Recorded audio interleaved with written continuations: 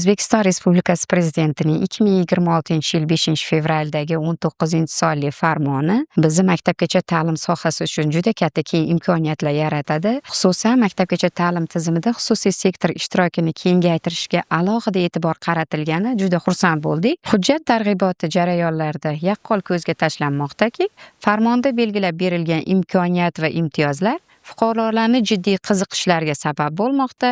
Ya'ni o'z sarmoyasini ta'limga, xususan bog'cha ochishga sarf etmoqchi bo'lgan yurtdoshlarimiz safi tobora kengayib bormoqda.